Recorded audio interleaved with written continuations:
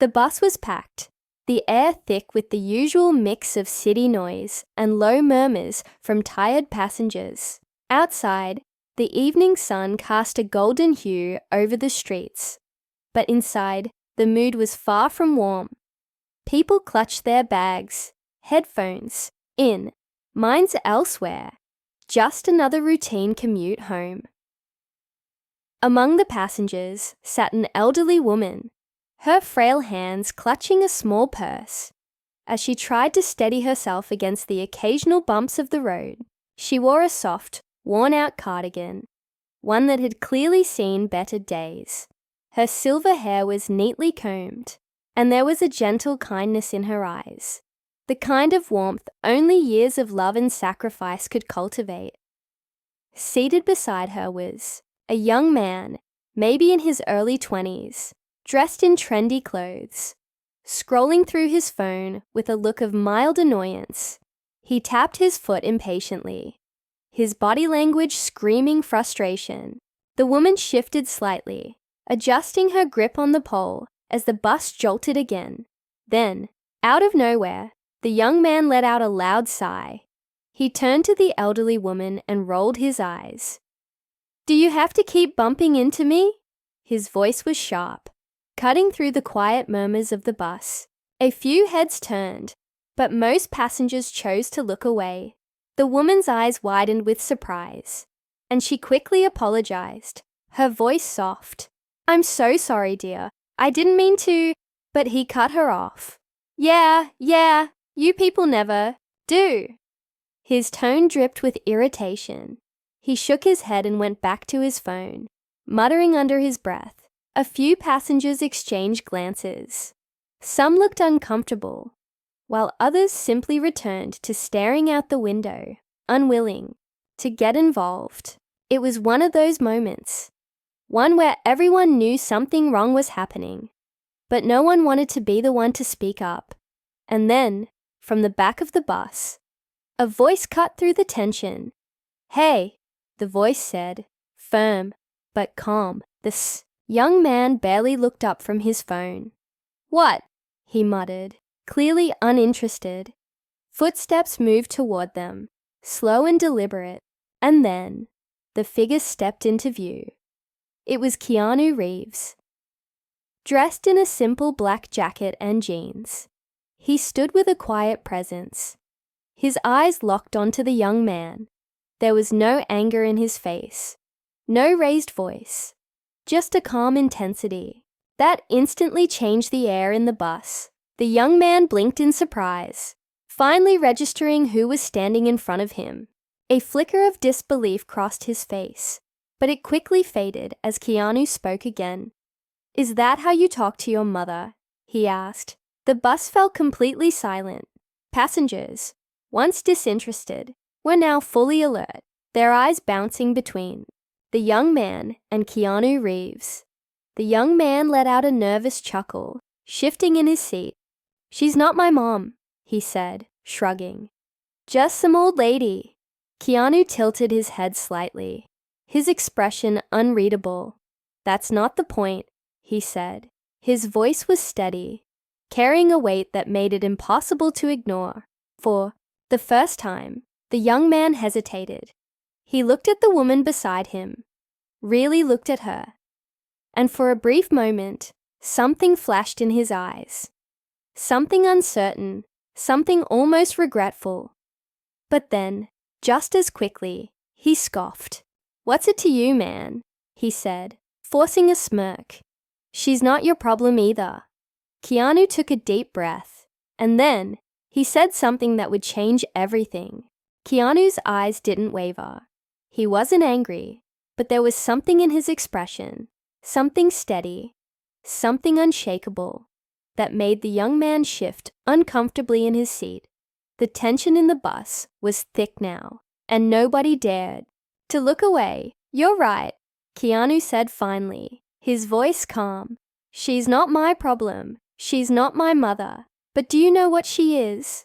The young man raised an eyebrow, pretending to be uninterested, but he was listening. Keanu glanced at the elderly woman, then back at him. "She's someone's mother. someone's grandmother, someone who has lived a long life, worked hard, probably made sacrifices so that people like you and me could sit here today without a worry. He paused. So tell me, do you think she deserves to be treated like that? The young man let out a breath, clearly irritated. Look, man, I don't know what you want me to say. He crossed his arms, avoiding eye contact. It's not a big deal. Keanu shook his head slightly. Not a big deal. He gestured around the bus. Did you see how everyone got quiet when you raised your voice at her? They knew it was wrong, but they didn't say anything. They stayed silent. He let the words settle before continuing, his tone just as steady. But silence lets things like this keep happening. Disrespect, cruelty. That's how it spreads. Not just in buses, but in homes, in schools, in workplaces. One person decides kindness isn't worth the effort, and before you know it, it's gone. The young man finally met his gaze. There was something there now, something uncertain, like he was hearing these words in a way he hadn't before. Keanu sighed, softening his voice. You probably don't think much about it, but one day, you'll look back and wonder how you treated the people around you. And you'll realize you had a choice. Right now, in this moment, you have a choice. A heavy silence followed. The young man's fingers drummed against his knee as he looked out the window, avoiding the stares from other passengers. He looked like he wanted to say something, like something inside him was struggling between pride and understanding. The elderly woman, who had been sitting quietly through all of this, finally spoke. Her voice was gentle. It's okay, dear, she said. I know you didn't mean it. The young man exhaled, shaking his head slightly. I don't know, he muttered. He seemed to be talking to himself more than anyone. Then, after a beat, he glanced at her. I shouldn't have snapped at you. I just had a long day. A small smile appeared on the woman's face. We all have long days, she said kindly. Keanu studied the young man for a moment, then reached into his pocket and pulled out something small, something that caught the light as he placed it in the young man's hand. A simple coin. The young man frowned. What's this for? Keanu smiled, stepping back. A reminder, he said, that every moment, every conversation, every choice can go two ways. You can choose to be kind, or you can choose to regret not being kind. The young man stared at the coin for a long moment. The bus rattled along the road, the tension beginning to ease. And slowly, the energy in the space shifted. People started breathing again. A few glanced at Keanu in silent gratitude. The elderly woman gently patted the young man's hand before looking out the window, a quiet sense of peace returning to her features. And then, just as suddenly as he had stepped in, Keanu Reeves took a step back, returning to his seat as if nothing had happened. The young man turned the coin over in his fingers, lost in thought. For the first time that evening, he sat still, but the moment wasn't forgotten, because kindness, once seen, is hard to ignore, and sometimes all it takes is one person choosing to speak up, to remind the world that we all have a choice. The bus continued moving through the city, the hum of traffic outside blending with the low murmurs of conversation inside. The air had changed. What once felt heavy with tension now carried something different, a quiet understanding. The young man kept turning the small coin over in his fingers, lost in thought. He glanced at the elderly woman beside him. For the first time, he really saw her. The fine lines on her face, the tired but kind look in her eyes, the way her hands, worn with time, rested gently in her lap. He wondered what her story was, where she was headed, who was waiting for her, if anyone was at all. A strange feeling settled in his chest. regret. He cleared his throat, struggling to find the right words. "Mom," he said softly, I wasn't fair to you." His voice wasn't as confident as before.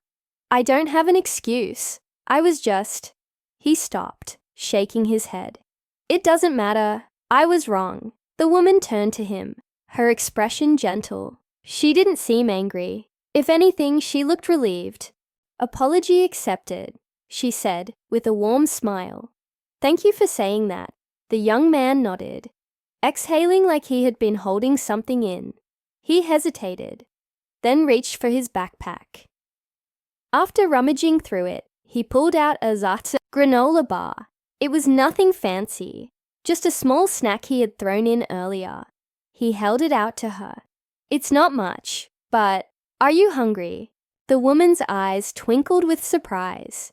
She chuckled softly. "That's very sweet of you." She took the granola bar, and the young man felt something shift inside him. A small act, but one that meant something. Keanu, still seated a few, rose back, watched the interaction unfold with a knowing smile. He didn't need to say anything more. The lesson had already been learned. The bus slowed to a stop, and the driver called out the next location. The elderly woman carefully stood up, adjusting the strap of her purse. Before she stepped off, she looked back at the young man. "Take care, dear," she said kindly. He nodded. "You too." She gave one last smile before stepping off the bus and disappearing into the crowd outside. The young man sat back, exhaling. He looked down at the small coin in his hand once more, turning it over thoughtfully. He didn't know why, but he slid it into his pocket instead of tossing it aside. Keanu stood up as well, preparing to leave at the next stop. As he passed the young man, he clapped him on the shoulder lightly. No words were exchanged, just a simple nod, a silent understanding. The bus doors opened again, and Keanu stepped off, vanishing into the city like he had never been there at all. The young man sat alone now, staring out the window, the city lights flickering past. His reflection stared back at him, and for the first time in a long while, he didn't look away. Because kindness wasn't just something he had received that night. It was something he had given too. And maybe, just maybe, that was worth holding on to.